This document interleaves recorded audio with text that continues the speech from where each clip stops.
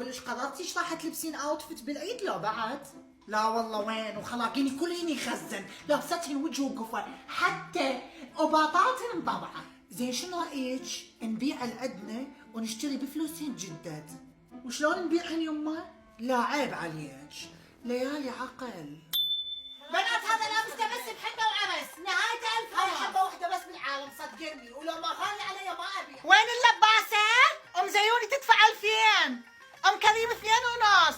نريد اللابسة. لا بنات ما اقدر، هاي هدية من بنات هذا لابسته بس مرتين، مرة جوني خطابة ومرة ترقمت، انت شنو ب 750؟ القطعة القوية بنات، هذا من الي سهل، دزليها من باريس معا، بس عنده فاتحة وما لبسته، راقي راقي راقي، قفله 2000 دينار. بنات هاي بس سويت لها انبوكسنج ما استخدمتها، من ماركة هدى اللوتي، انت شنو ب 500 والمعدة ب 4 دينار. الفنتج، وين محبات الفنتج والنوادر بنات؟ انا ما راح اقيم هاي القطعة، لا لا لا لا, لا. انت قيمينها وطني سعر. عطر من ماركة شانتيل الفواح الثباتية اللي وين ما تروحين يسألوش عنه، فقط ب 1000 وربع بيه تقريبا مع الطلعة. مستخدمة مرتين بنات، مرتين، مرة نظفت وجهي ومرة نظفت الشباك، بس ب 750 يلا بعدها بترابها. بالية الوان مستخدمة بس النود بنات، ما عن بس النود، وشنو سعره بس ب 500، اعتقد ماركة اديداس. كريم تفتيح ترطيب توريد بنات، يشيل تصبغات الكلف الدبق العرق كل شيء يشيل بنات. ليش هذا البرد ينزل عندي؟